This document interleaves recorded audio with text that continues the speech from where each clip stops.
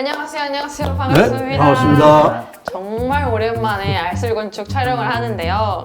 이번 시간에는 좀 안타까운 건축주에 대해서 이야기를 해보려고 해요. 건축을 잘 마치긴 했지만 요것만 조금 잘해줬으면 더 잘 되었을 텐데 하는 아쉬움이 있는 건축주도 있을 거고, 아니면은 스스로를 너무 갉아먹으시는 좀 속상한 건축주도 있을 것 같거든요. 그래서 요거를 이야기를 해보려고 하는데, 진행님부터 좀 얘기해 주시면 좋을 것 같아요. 제가 뭐 안타깝다 그러기보다는 앞으로 건축을 하실 분들, 대부분 건축주님들의 자세, 이렇게 표현하면 조금 마인드, 그렇지만, 자세. 예, 이전에 준공하셨던 분들 중에 이런 건축주님들은 조금 건설사를 힘들게 하고 또 본인도 좀 힘들게 하시는구나, 이런 거를 좀 빗대서 말씀을 드리면 좋을 것 같아요. 제가 한 두 가지 정도만 예를 들면, 계약까지는 굉장히 신경을 쓰세요. 꼼꼼하게. 예, 근데 뭐 한 1년, 2년짜리 공사인데 준공이 다 될 때까지 현장을 한 번도 방문 안 하신 분들 계세요. 보통 그래도 관심이 가잖아요. 그러니까 뭐 그분 나름대로의 이유는 있겠죠. 뭐 해외에 가 계실 수도 있고 지방에 계실 수도 있고 뭐 다른 사유도 있겠지만, 이런 분들의 대부분이 준공 때쯤 가면 마지막으로 한번 오셔서 뭐가 잘못됐어, 뭐가 잘못됐어, 뭐가 잘못됐어, 이런 게 굉장히 많이 나와요. 리스트가 A4지 몇 장 나옵니다. 그러면 과연 한 번도 신경 안 쓰셨던 건축주님이 지금 마지막에 와서 요구한다고 그럼 우리가 고쳐야죠, 이런 건설사가 대한민국에 있을까요? 그쵸. 아무 말도 안 했으니까 네, 없을 겁니다. 승인된 거라 생각을 네. 했는데. 유선상으로나 아니면 뭐 다 승인하신 자재를 사용을 해서 공사를 했는데 이제 와서 무슨 말씀을 하십니까? 라는 답변이 대부분일 겁니다. 저 같아도 그럴 것 네, 같아요. 뭐 또 하나는 반대급부로 너무 과도한 관심이 있으신 분들이 있어요. 일단은 그래도 건설사 분들이 우리 건축주님 분들보다는 조금 전문가잖아요, 더. 그래서 계약을 이루어지고 공사를 맡기셨을 텐데 거의 매일 출근하시는 분이 계세요. 근데 상대적으로 보면 이런 현장이 훨씬 현장 분쟁이 많아요. 앞에 무관심한 네. 것보다. 무관심하신 분은 분쟁이 이제 최종적으로 가는 건데, 이런 분들은 중간에 계속 공사가 수독되고 싸움이 일어나고 현장 소장도 바뀌고, 이런 일을 진짜 비일비재한 것 같아요. 저도 많이 봐왔고. 근데 그 사유가 건축주님들은 아무래도 욕심이 있잖아요. 그쵸. 그러다 보면 이게 내가 설계도면에서 봤던 거하고 3D로 구현된 현장을 봤을 때 하고 이미지가 상반된 거예요. 본인이 생각한 건 이게 아닌데. 근데 그때 계속 변경을 요청하니까 그걸 아마 견뎌낼 수 있는 소장은 별로 없을 거예요. 그래서 싸움이 난 현장을 꽤 많이 봤습니다. 아마 우리 두 분도 마찬가지지 않을까요? 제가 겪었던 건 두 번째 현장 같은 경우, 과도한 관심. 네, 제가 표현할 때는 지나치게 세심한 분들, 지나치다 적극적이다가 이제 같이 이렇게 좀, 그런 분들이 현장에서 문제가 되는 경우가 허다합니다. 비근한 예로 이제 뭐 다른 현장에서 출근을 하면 같이 출근을 해요. 아침에 같이 인사하면서 오는군요. 심지어는 뭐 먼저 와서 기다리는 경우도 어허. 있어요. 그러니까 내 현장이니까 내가 지켜볼게, 이러신 분들도 있어요. 그러시지 말라 그래도 나쁜 표현은 직영공사 하듯이 막 이렇게 하는데, 건축공사 할 때서부터 이제 그런 분들은 조금 문제가 생기는 경우들이 있어요. 뭐 외부에 폼을 대고 철근 배건하고 안쪽 뭐 창문 왔고 문 앞골 대고 그다음에 안쪽 대고 하는데, 창문 앞구가 설치됐는데 와서 이제 자를 재봐요. 이 맞나. 맞나 틀리나. 실제로 도면 보는 거하고 실제 보는 거하고 차이가 있으니까 재보는 거예요. 이제 감각의 차이가 있겠죠. 근데 그걸 재보고 좀 있다가 뭐 고개를 이렇게 몇 번 줘고 자꾸 왔다 갔다 하면 이건 이상한 거예요. 그래서 조금 한두 시간 있다가 바꿔달라고 얘기하는 거예요. 창문 하나 옮기면 사실은 뭐 전기도 바뀌고 설비도 따라가서 바뀌는 경우도 있어요. 그쵸, 연관된 문의 게 위치에 있으니까. 따라서. 그런 거에 대해서 아무렇게 생각하지 않을 수도 있죠. 그게 뭐 한두 번 있으면 건축주가 요구하니까 이건 바꿔주면 되겠다 이렇게 했는데, 8층짜리 건물 짓는데 계속 층마다 그런 것들이 있는 거예요. 그럼 8번 있는 거잖아요. 두 번째 층 가서 이제 소장이 세웠어, 현장을. 저 그렇게 하면 정말 힘드니까 도면에다 그려주세요. 그래야 저희들이 보고 만약에 틀렸으면 저희가 수정할게요. 근데 와서 자꾸 이렇게 옮겨 저렇게 옮겨 하기 시작하면 말을 안 듣기 시작한다는 거예요, 일꾼들이. 그쵸. 계속 어차피 바뀔 거니까. 그래서 현장에 가봤더니 둘 다 똑같은 얘기를 하는 거죠. 여기서 누가 잘했다가 없잖아요. 그쵸. 건축주도 내 집이니까 우리 건물에 신경 쓰고 이렇게 해보려는 것이다고, 시공자도 우리가 계속 대화하고 기다렸다가 이거 맞아요, 틀려요, 이거 할 수가 없으니까 도면이라는 게 있으니까 거기다 표기를 해주세요. 그러면 우리가 수정 안 하고 한 번에 할 수 있으니까 둘이 그걸로 티격태격. 그 다음에 전기, 설비 뭐 이렇게 똑같이 얘기하는 거예요. 건축주들이 요즘은 공부하는 데가 많이 생겼잖아요. 좀 공부하는 게 나쁜 건 아닌데 네. 그게 이제 우리 현장 그 위치에 내가 배운 거하고 맞냐 틀리냐를 생각해야 되는데 그렇지 않고 자기가 생각한 걸 그 즉시에서 막 고쳐줬으면 하는 거죠. 현장마다 케이스가 다 다른데 상황이 다르고 그러니까 너무 세심하니까 이제 그걸로 문제돼서 시공사들이 골치 아파하고 결국은 나중에 준공 때 되면 설계 변경으로 넘어온다고 이렇게 해서 옮겼으니까 비용하고 시간하고 같이 산정이 되는 산정하고 신청을 하게 되죠. 그걸로 문제가 되는 경우도 있고 나중에 서로 수긍을 못하면 소송까지 가는 경우도 있어요. 건축주가 너무 적극적이거나 너무 지나치게 결정이 느리거나 막 이렇게 되면 사실은 다 그런 쪽으로 넘어가게 돼 있는 거죠. 정도가 필요하네요. 예.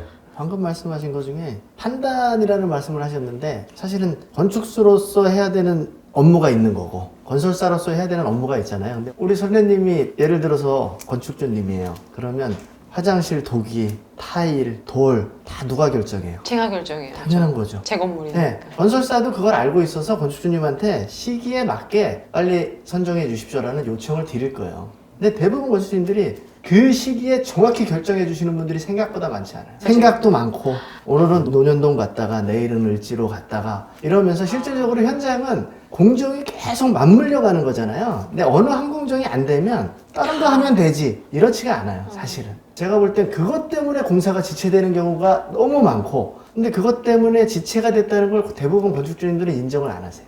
그래서 지체상금을 부과를 해요. 그러면 어느 건설사가 선정은 늦게 해주셨지만 저희는 지체상금을 내겠습니다. 그런 건설사는 아마 없을 건데 그것 때문에 지금 영주님이 말씀하신 것처럼 법적으로 가는 경우가 굉장히 많은 것 같아요. 어찌됐건 저희가 이 건축주분들을 만나다 보면 시공 과정에 생기는 리스크, 아니 문제는 다 시공사 책임이다 이렇게 생각하시는 분들이 대부분인 것 같아요. 그래서 내가 현장을 잘 안 가도 문제가 생긴 건 시공사 책임. 내가 현장을 많이 가서 체크를 많이 해서 얘기해 주는 것도 다 네 책임이야. 예, 이런 기본적인 생각을 좀 갖고 계신 거예요. 현장은 건축주의 권한과 책임도 분명히 있고 시공사의 권한과 책임도 분명히 있고 또 설계한 건축사의 책임과 권한도 분명히 다 나눠져 있는데 이거를 시공 과정에서는 시공사가 공사하고 있으니까 다 네 거야. 이런 분들이 꽤 많은 거죠. 그러면 시공사는 억울하네. 뭐 건축주가 이런 것들을 처음부터 생각을 해가지고 견적을 받을 때 나 중간에 다 바꿀 거니까 시공사 다 따라줘야 됩니다. 이렇게 견적을 받으면 금액이 엄청 높게 들어오고. 그렇죠. 리스크가 있으니까. 예, 예. 근데 중간에 바뀐 거를 설계 변경을 올리면 그건 또 이해를 못하고. 이런 악순환이 계속 반복될 수밖에 없는 거죠. 이게 진짜 웃긴 게 뭐냐면 몇 번 이렇게 법적으로 간 분쟁들을 이렇게 보니까 그 판단을 내리시는 분도 전문가가 아니고 감정평가를 의뢰해서 보고서 받은 걸로 판단을 한단 말이에요. 근데 이게 민사잖아요. 누가 누구를 해치고 한게 이런 아니죠. 게 아니잖아요. 대부분 5대5 아니면 6대4예요. 그러니까 완벽히 나는 잘못이 없어 이렇게 해서 소송을 제기하신 분들도 한 40% 정도는 본인이 부담을 하시는 게 보통이더라고. 대부분 보니까. 결국엔 4살 깎아먹기네요. 그래서 변호사분들이 이걸 안 보셔야 될 텐데 우리끼리는 결국은 변호사 비용만 나갔구나 이런 말을 가끔 해요. 그래서 그런 것까지도 조금 염두에 두셨으면 어떨까 하는 생각이 있습니다. 그러면은 이런 걸 막기 위해서 전문가를 따로 또 두는 건 어떻게 생각하세요? 전문가가 누구냐에 따라 달라질 수도 아, 있겠죠. 그래요? 전문가도 약간 배타적으로 바뀌는 경우도 있어요. 근데 그걸 뭐 낱낱이 이건 이랬고 저건 저랬고까지 다 설명은 못 드리겠는데 저희들한테 이제 문의를 하면 사실은 뭐 법에서도 그렇게 따지겠지만 늦어진 사유나 비용이 증가된 사유 원인자가 누구냐를 먼저 따져요.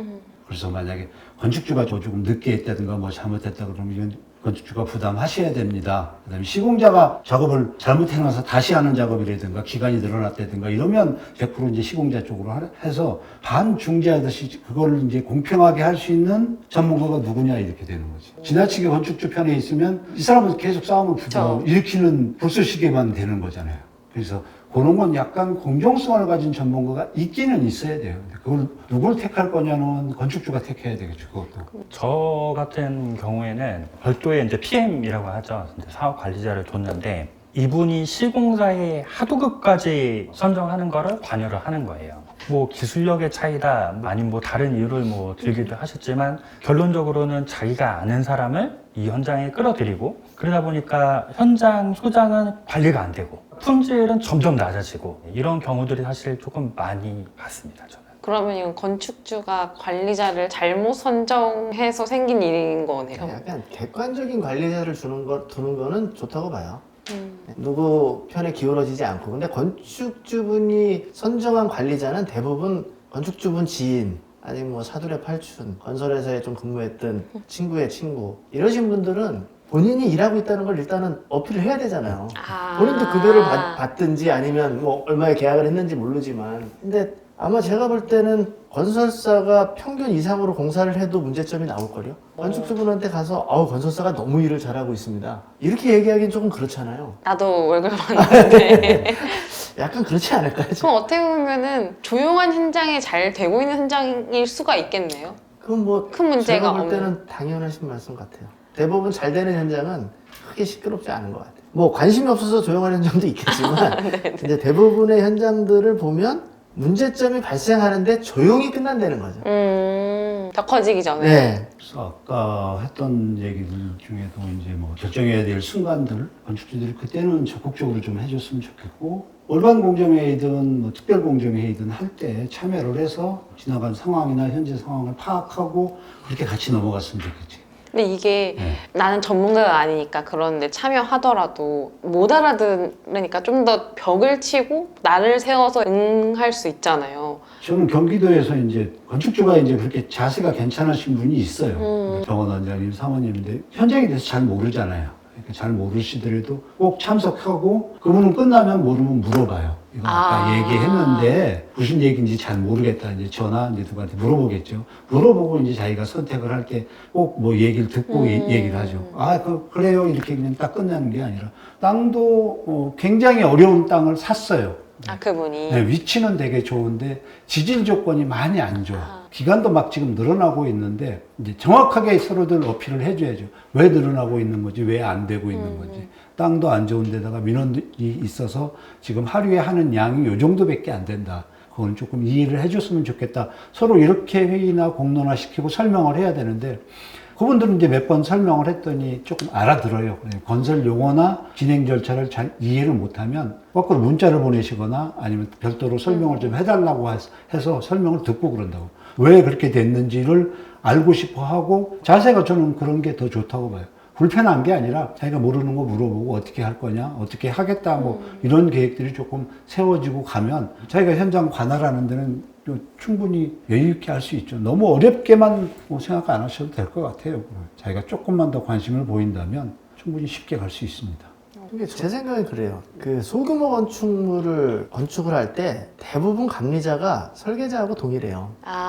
그럼 감리자한테 얼마든지 객관적으로 품질을 조금 요구할 수 있으실 것 같은데, 뭐 저만 그렇게 느꼈는지 모르겠는데 현장분들은 감리자는 나중에 준공할 때 도장 찍어주면 돼, 이런 마인드를 약간 갖고 계신 것 같아요. 뭐 대부분 분들이 그런 건 아니지만 얼마든지 비용을 지불하시고 객관적인 건축 관리자를 계약을 하신 거잖아요. 네네네. 그럼 그분들을 조금 그래서, 협조를 네네. 받아서 내가 모르는 부분을 좀 어필할 수 있고 협의할 수 있게 요청을 해도 될 것 같은데 설계자나 감리자분들한테 이야기하는 거는 굉장히 꺼려 하시더라고. 뭐 제가 건축주분이 아니라 잘 모르겠습니다. 왜 그런지는. 그럼 또 궁금한 게 이제 보통 건축자가 생각할 때 당연히 안타까운 상황이라던가 이런 슬픈 상황이 생기는 거는 공사비 때문에 아니야? 이런 생각을 하기 쉽잖아요. 공사비 때문에 문제가 많으니까. 이런 사례라던가 이거를 좀 이렇게 고쳤으면 더 좋았을 텐데 하는 게 있을까요? 일단 가장 안타까웠던 것 중에 하나는 사업 계획 자체를 잘못 세우시는 분들이 있어요. 애초에 처음부터. 네. 그래서 땅을 살 때 이게 공사비가 더 많이 들어가는 땅이 있고 좀 적게 들어가는 땅이 있을 수밖에 없어요. 그죠. 근데 자기가 뭐 중개법인이라든가 아니면 특히 지인 누군가를 통해서 땅을 샀는데 사실 포크레인 들어가기도 힘든 땅들을 막 사오셔가지고 공사를 하시려고 하는 경우들이 꽤 많으세요. 그래놓고 내 땅은 왜 평당 1,000만 원을 훨씬 넘어가냐 이러시는 분들이 있습니다. 그런 경우에는 처음부터 공사비가 더 많이 들어갈 거라는 것도 좀 아셔야 되는 거고, 그러면 사실 땅을 더 싸게 사시든가 뭔가 이제 땅을 구매하고 새 건물을 짓기 위해서는 처음부터 이제 설계 단계부터 이게 조금 더 힘든 영역이라는 걸 인지를 하고 계셔야 되는데, 아예 그런 거를 인지를 못하고 좋은 땅을 소개를 받아서 샀고 내가 이걸 하면 임대료도 많이 받을 거야 이런 생각을 갖고 계신데, 사실 그런 땅들은 임대료도 조금 나옵니다. 네. 속이 너무 상하는데요. 저도 하나 말씀드릴까요? 그럼? 네네. 문득 전에 들은 겁니다, 이건. 건축주분들이 대부분 공사 금액이라는 게 사실은 뭐 토지도 매입하셔야 되고 건설도 해야 되니까 비용이 상당히 많이 들어가시잖아요. 많이 들죠. 그러니까 비용을 100% 가지고 하시는 분들은 아마 재벌 몇세 분들 아니면 힘들지 않을까 싶은데, 그렇다고 해도 절대 해서는 안 될 이야기를 조금 드리면, 건설사들이 뒤로 건축 비용을 내가 좀 일부 부담하겠다, 이런 건설사들이 있어요. 근데 그렇게 되면 값과월이 바뀌는 약간 그런 거죠. 그리고 건설회사라는 건 어떻게 됐건 영리 그쵸. 법인이잖아요. 이익을 내려고 하는 예. 회사인데. 내가 손해나면서 봉사단체는 아니잖아요. 그러다 보니까 또 뭐 30%고 50%고 비용을 건설사에서 지불했다 그러면 그만큼에 상응하는 뭔가를 취할 거예요. 네. 조금 어려우시더라도 대출이나 이런 거는 금융기관을 통해서 하시는 게 좋고, 예, 물론 그게 당연히 어려우니까 그런 선택을 하셨겠지만 제가 볼 땐 그건 굉장히 불합리한 것 같아요. 그렇게 되면 내 건물 짓는데 내 입맛대로 건물을 짓는 게 아니라 건설사 입맛대로도 짓게 되겠는데요? 건축주님 의견이 반영이 안 되지 않을까요? 그건 너무 비용이 많이 들어서 안 됩니다. 임대 놓는데 이게 더 낫습니다. 이렇게 이야기를 드리지 않을까 싶은데요, 제가 봐서. 아니, 그렇게 해요. 건축주가 돈이 부족해서 시공사가 투자를 하게 되면 공동투자 비슷하게 되는 거지. 시공사가 어느 정도 지분을 차지하는 꼴이 되니까 그거는 이제 주권이 양도되는 꼴이 되겠죠. 그러니까 건축주가 건축주로서의 노릇을 못하는. 약간 그럴 수 있을 것 같아요. 그러면은 좀 성공적으로 건축 마무리할 수 있게 어떤 자세를 가져야 되는지, 아니면 어떤 것들이 필요한지 이런 것들을 한 번씩 해주시면 좋을 것 같습니다. 저는 뭐 첫 단추를 끼워야 제대로 잘 끼워진다처럼 설계할 때부터 관심을 조금 많이 가졌으면 좋겠어요. 뭐 뒤에서 이걸 바꾸지 이렇게, 말고. 뒤에서 계속 바꿔지기 시작하면 이건 한도 끝도 없이 이제 수렁으로 빠지는 게, 설계할 때 검토도 해보고 그때 상상해보고 도면 검토도 해보고, 이때 전문가들이 조금 많이 투입이 됐으면 좋겠어요. 이게 건축은 이렇게 네, 다시 이렇게 하기가 사실은 어렵죠. 어려운 게 아니라 못해. 네, 우리가 블록 쌓는 게 아니니까요, 그죠? 아니, 그렇게 아예 못하게 되니까 그때 검토를 정확히 해서 수정해보고 다시 시뮬레이션 해보고, 아까 얘기한 것처럼 그걸로 비용 뽑아보면서 예가를 잡아보고, 우리가 이제 건축주도 정한 예산이 있을 거 아니에요. 그 범위를 벗어나지 않게 바운더리를 정해주면 그거를 예방하는 거에 한 80, 90%는 이미 다 하지 않을까 이렇게 생각하고, 그래도 안 되면 사실은 전문가의 도움을 받아야 돼요. 객관적인 전문가. 객관적인 전문가들의 도움을 받아야지 혼자 스스로 내가 하면 다 잘 될 거야, 절대 그렇게 될 수가 없고, 이상하게 건축 현장이 보수적이다 보니까 건축주 말 잘 듣지 않아요. 한두 번은 들어주는데 진짜 인간성이 꼭 좋아서 꼭 참고 이러신 건축주들이면 몰라도, 그렇지 않으면 한두 번 분쟁이 일어나기 시작하면 계속 간격이 벌어지니까, 그래도 안 되면 전문가 도움을 받으시는 게 전문가한테 주는 비용보다는 더 많이 세이브될 수 있습니다.